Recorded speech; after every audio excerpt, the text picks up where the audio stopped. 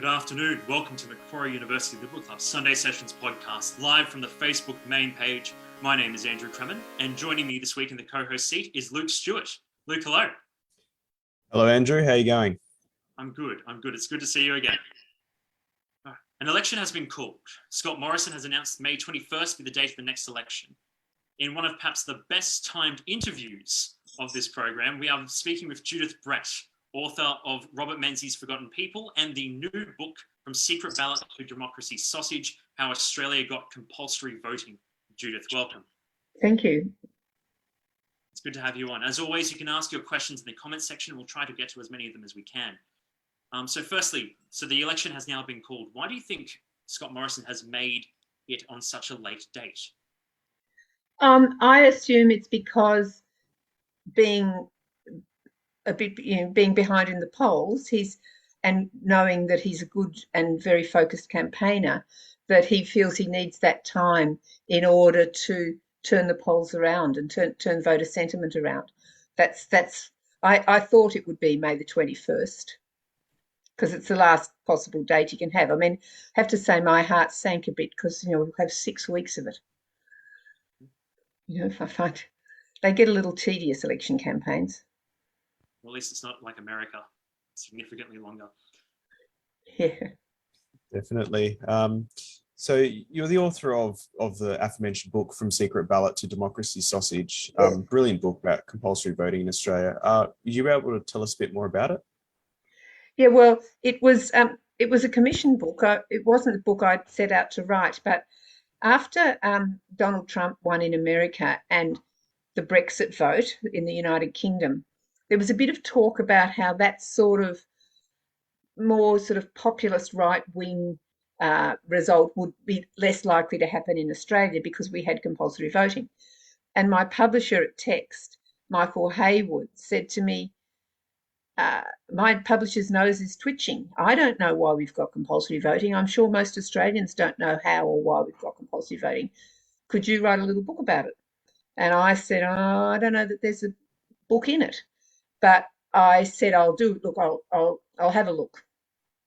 And so I did a little bit of reading, and I came to the conclusion that the compulsory voting story in itself wasn't enough for a book, but that there was it was part of a much bigger story about the way in which the Australian electoral system developed from the middle of the 19th century through to, we got compulsory voting in 1924, as a what I talk about as a majoritarian democracy. That's the sort of democracy I think Australia has as an electoral system.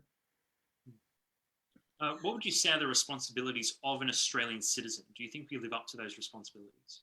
Oh, that's a very big question. I mean, look, the responsibility, the notion of what a citizen is has shifted over time.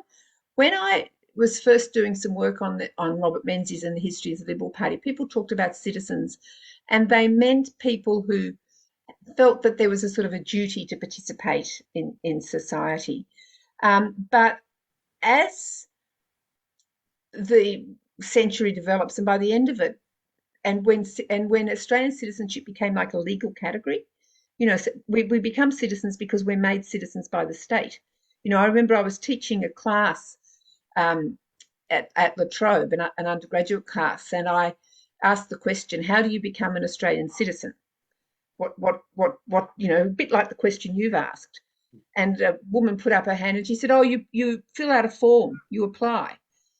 So I think that we have these two different notions of what a citizen is running. One is legally defined, and the other comes from an older idea, which is that there are certain duties to participate and to oblige. But one of the things when you do become an Australian citizen as a legal status, you acquire the obligation to vote. It becomes one of your or I should qualify that for pedants. You require the obligation to turn up to a polling booth and have your name crossed off. What you actually do inside the polling booth, you can put in a blank ballot, you can write swear words on it, you can draw a picture, do whatever you like. Nobody knows what actually happens when the pencil hits the paper. But you do have to turn up or you get fined. well, the people counting would have an idea as to what's being written. Yeah, there's actually quite a small number of these informal votes get cast. Most people take their responsibility reasonably seriously and fill in a proper ballot paper.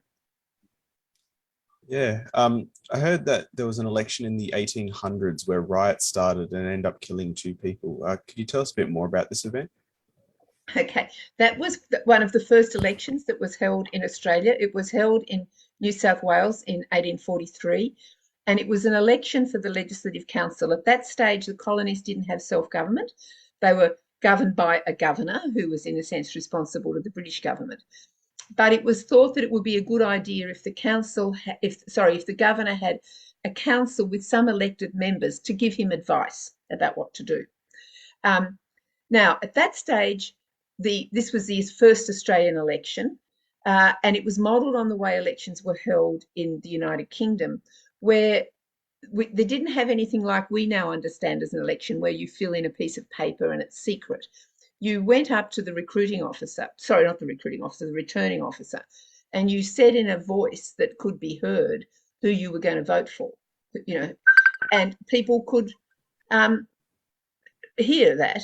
But it also, not everybody could vote, but voting day was a bit of a spectator sport. And so the different candidates would have their teams with brass bands and they would be plying them with alcohol. There would be a tally that was going up. So, we've got it, and there's 105 for blogs and there's 107 for trigs. And so blogs' supporters race off and get a few more people and ply them with alcohol and bring them up to vote. And so basically there was riots, is what happened at the polling booth, alcohol fueled, and a couple of people were killed. So it was nothing like the very orderly ritual of civic responsibility that we're now used to. I can definitely see that. What weaknesses do you see existing in our electoral system? So, well, I suppose you could, as I put it, what could we do better? The first thing we could do better is we could reform the laws around political donations, and firstly make them more transparent in real time, so we knew where the money was coming from around the time that we go to vote, rather than now where it's a year or so afterwards. We could perhaps put limits on the amount of money that could be spent on political advertising. There's been quite a lot in the press about how much money Clive Palmer's spending on political advertising, much more than either of the parties of government is spending. So I think that's an area where I think there needs to be, there's a lot of popular support for reform. The other thing that I think we could do, which is probably more controversial, is in New Zealand, permanent residents get the right to vote. You don't have to have taken out citizenship. Now, permanent residents live here, they're permanent, they're paying taxation, no taxation without representation. We could expand that so that permanent residents could vote without having to take out citizenship, because particularly for people, we've known with the whole dual citizenship issues, it can be quite a complicated decision for people to make, where if they come from a country where they may have to give up the citizenship of the country in which they were born. So I think that would be something which would expand, which would be a good democratic reform. I suppose following on from that, do you think there's any need for further voting reform in the future, or can you tell us about any reforms that you sort of see coming? Do you have something in mind there? Like I, for example, don't think that we need identity for voting. There's like every now and again the what's it called? It's the Committee on Electoral Matters recommends that we need some sort of an ID. I think there was some potential legislation in the last Parliament, but it's often, I think, by people who seen as a solution in search of a problem. That they say, that people might vote twice. Well, when the Australian Electoral Commission has a pretty good handle on how often that happens. And most of the people who vote twice are old people who vote it pre-polling, or somebody turns up at their polling booth, turns up at their old people's home and they vote, and then their son turns up to take them out on polling day and they can't remember that they've voted. That is, it's really, there's very little evidence of multiple voting or of electoral fraud. And the downside would be that there'd be some people, particularly more marginal people, who would be likely to be disenfranchised by that happening. So that's something that I don't think we need. I know we had a debate a little while back as to whether the voting age should be reduced. I know there's talk in the US about reducing it to the age of 16. Do you see that as a potential as a good potential reform? Look, it's not something that I've got a strong view on. I don't. No, I don't really have a view on that one way or the other. I think 18's fine, but if there was strong support for it going down to 16, fair enough. No, I understand. A lot of people seem to underestimate Scott Morrison and the Liberals at the 2019 federal election. Ultimately, we won. Why do you think their victory was such a surprise to people? Well, I suppose because of the polls, really, because the polls didn't predict it. I mean, I think that's the obvious reason. Because Labor had been ahead in the polls for a very long time, and I mean, if you look on the news poll graph, you see that that's on the Australian's website, and you see the red lines going along and the blue lines going along the bottom, and then all of a sudden there's a marked whiz down, and at the point where the election's called, Morrison was clearly extremely good at campaigning, and turning that around. So I think there's two reasons. One was the polls, and the second was that Morrison was not particularly. It was his first campaign. He wasn't well known. His strengths had not been, as a campaigner, were not at that stage widely acknowledged in the way they are, for example, coming into this election, where even though the polls for Labor are further ahead than they were at an equivalent time in 2019, people are much more cautious about seeing this as a lay down misere, because they know that Morrison's got formidable electioneering skills. Just jumping back a couple of questions. We've got a question from the audience asking, how much would you say that the Australian electoral system dissuades voter fraud, given that that's a particularly big topic in regards to the 2020 election in the United States? Well, look, the system is really different here from the way it is in the United States. One of the things there's a few things that are different. First, we've got compulsory voting, right? And we've also got compulsory registration. And the Australian Electoral Commission manages the registration very well. For the last decade or so, if you shift address and and most people change their car registration, where their address, that will now automatically flow through your voter registration.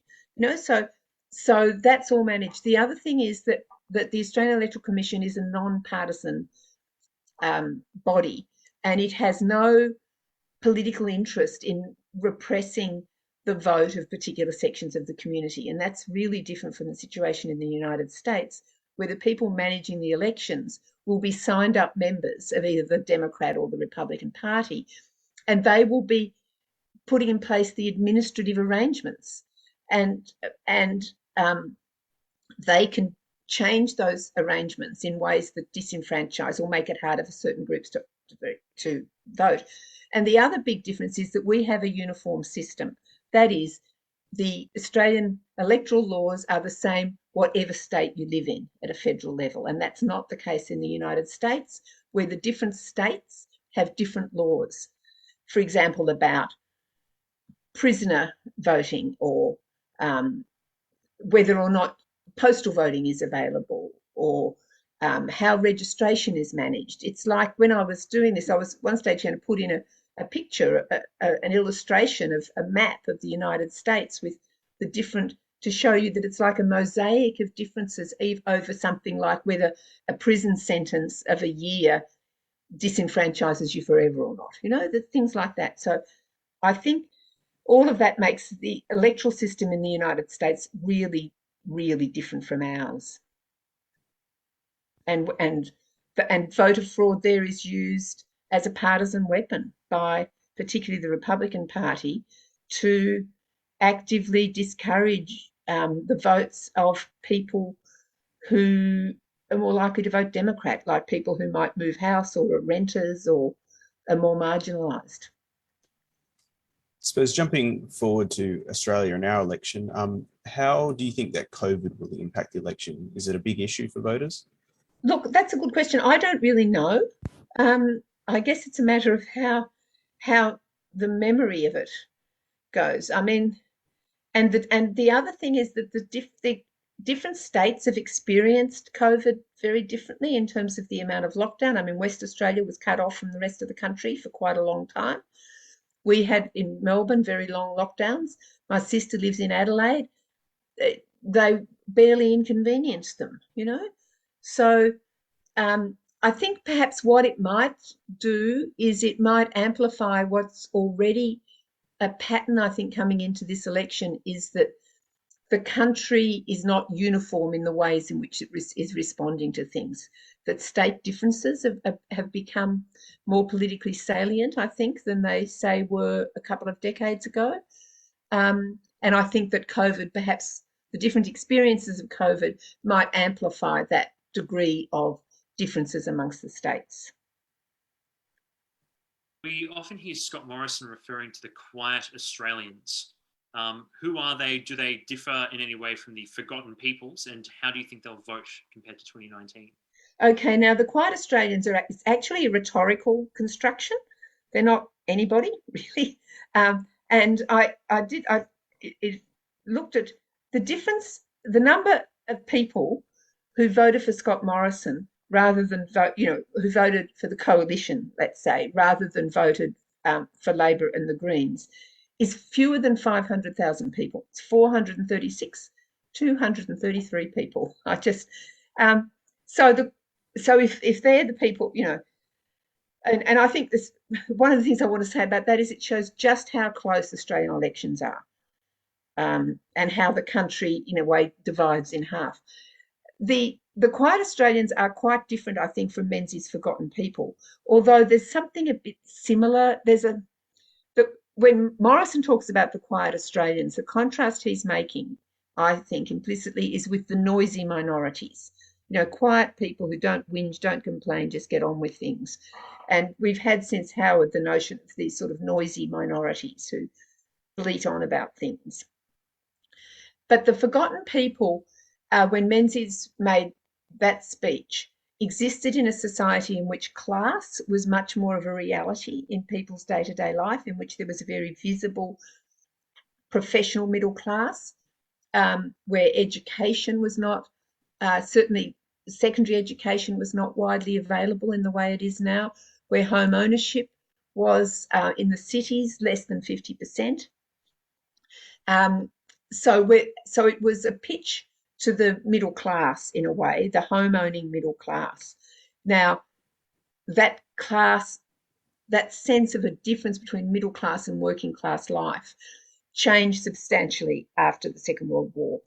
Home ownership became much more widely spread, incomes increased across the board, and education, access to education increased marginally. And so now if you ask Australians about class, the vast majority of them will say they're middle class, by which I did a book called Ordinary People's Politics, in which we talked about this.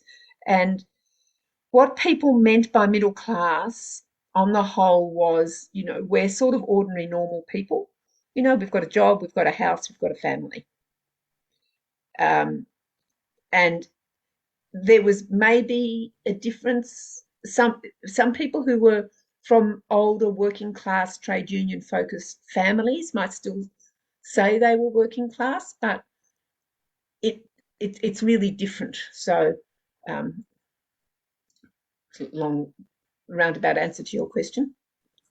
but I have no idea how the quiet Australians are going to vote. But as I say, it's a rhetorical construct. It's and the one in the middle is Howard's battlers. Would you say that the presence of so many different minor parties is an indication of a thriving democracy, or perhaps that there's something wrong with our democracy? Oh no, I quite like lots of minor parties, and I also am not bothered by minority government. I'm in that sense a sort of a small L liberal in the tradition that I think that the diffusion of power is a good thing, that I think that having more groups, voices involved in the political process increases the possibilities of compromise, and I think compromise solutions are generally better than ones that are rammed through. I mean, since the 1980s, when the Democrats formed as a minor party, no government has controlled the Senate, except for that period when Howard controlled the Senate, I think in 2000, prior to the 2007 election, which tempted him to the work choices legislation, which was a political disaster for him. So I think it's better to have the Senate as a house in which the government doesn't have control, in which they've got to talk to a range of views and they've got to try to come up with compromise solutions. I wrote a biography of Alfred Deakin, who was a prime minister during the first decade of the Commonwealth, in which there was minority governments for 10 years. And lots of legislation got passed in that period, but quite a bit of legislation didn't. And Deakin said that he thought that the legislation that was passed was stronger because they'd been in minority government, because the legislation had to get support from other parts of the political spectrum. And because of that, when Labor came in 1910 as the first majority government in Australia, it didn't just toss a whole lot of the legislation over. It had given support to some of it had been negotiated, and it basically kept with some of those same assumptions, and they lasted for a long time. So I think lots of minor parties, in a sense, feeds into the possibility of minority government, which, as I said, I don't have a problem with. I think the mistake that Julia Gillard made was that she thought that you had to sign the people up to with some sort of deal, whereas I think if you've got agreement that they'll support supply, they don't have to agree on the rest of the legislation, and you just see how you put the legislation up, and if you've got a diverse crossbench, you see where the support was. You might be able to get support from the other opposition party, but I don't think you need to have deals. We have an audience question. Do you believe ID voting is needed in countries such as the United States? I don't have view. I mean, I think the United States voting system is so appalling that I don't know how the United States can call itself a democracy, quite frankly. I just find it, the fact that the parties manage the electoral process, that it's different in different states, that only a minority of people actually ever support the president or whoever. We've got a much, much more robust democracy, I think. And we have another audience question. Do you believe that polling data matters? Well, it certainly fills up the newspapers, and I think, there's the public polling data, but the parties are doing their own polling as well in their own focus groups. I mean, so I don't quite know what matters means. I mean, it actually has impact in the sense that the politicians certainly follow it. The media follows it. So, in that sense, I guess it fills up our media.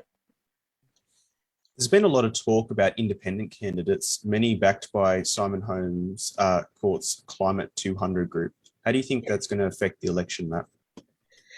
That's a good question. Look, I don't know is the answer, but I think it's interesting because what it shows me is that what I called, because I wrote a book on the history of the Liberal Party called,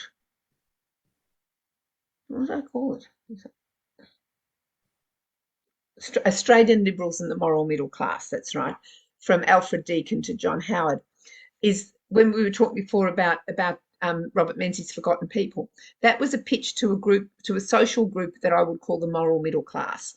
People who felt they were the backbone of the nation, felt they took politics seriously, were well educated, didn't see themselves as reactionary, but were really not part of the sort of trade union, working class based Labor Party, wouldn't have wanted to vote with them.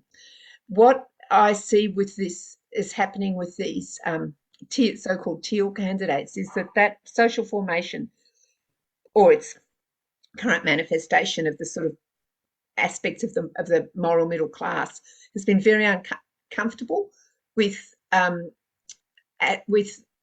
some of the directions of the current Liberal Party. So the Liberal Party's having to balance, as all parties have to do. You know, they throw their nets wide and they have different groups. So I think it will be very interesting to see if any of them are successful. I mean, we've got a couple of strong candidates in Melbourne.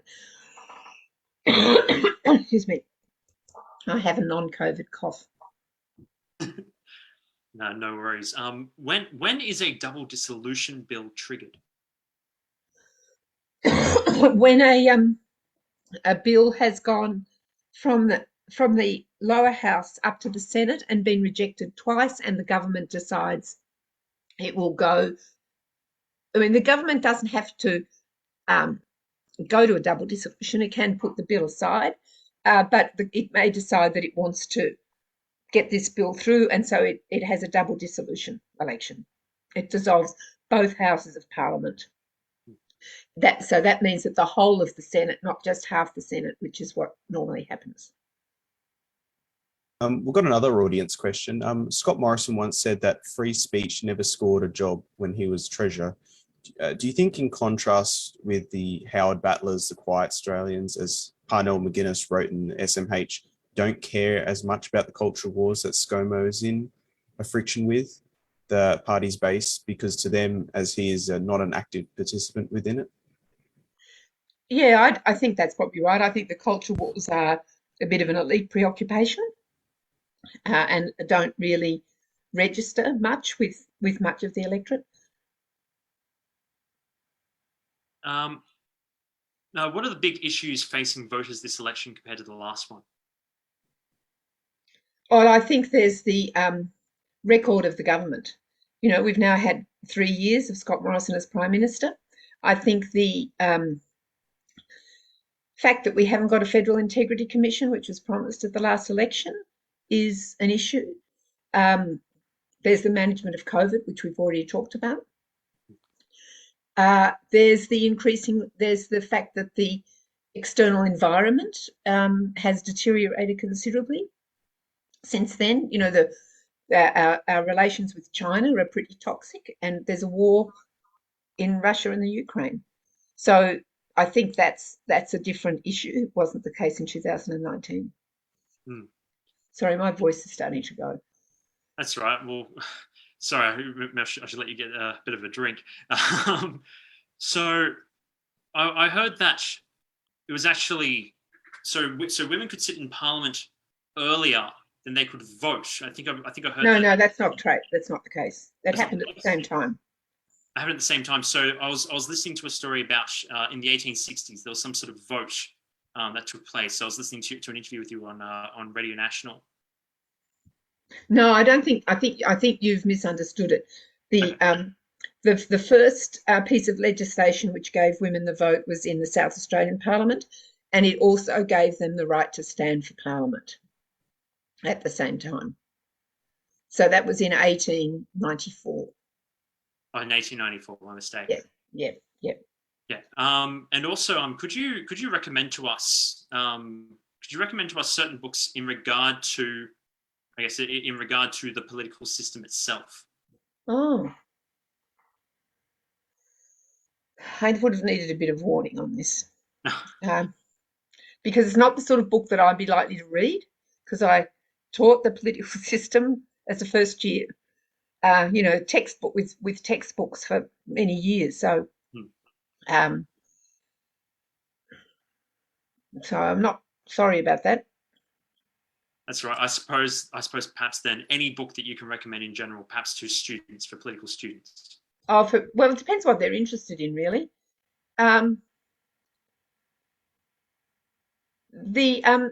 James Walter and Paul Strangio have got two books about the 2 volumes on the development of the position of the Prime Minister and the office of the Prime Minister and how that's changed since Federation through to now. And they're based partly on interviews and on historical research. They're not popular trade books, but they both write well. And I think that's interesting for seeing how what's sometimes talked about as an increasing presidentialisation in Australian politics, where more of the focus is on the leader rather than the party or the team. Although that's something which I don't think is particularly productive. I mean, I think people need to think when they're voting that they're voting not just for the Prime Minister, but for who will be on his front bench. That we're electing a government, and who are the ministers going to be? No, I absolutely agree with that. We are out of time, and we don't have any more audience questions. Judith Brett, thank you very much for appearing on Sunday Sessions. Oh, thank you very much for having me. Right, my name is Andrew Cremon, and Luke Stewart has been hosting alongside me. This has been a Macquarie University Liberal Club Sunday Sessions podcast episode. We will see you next week. Oh no, we won't. It will be Easter next week. We will see you soon.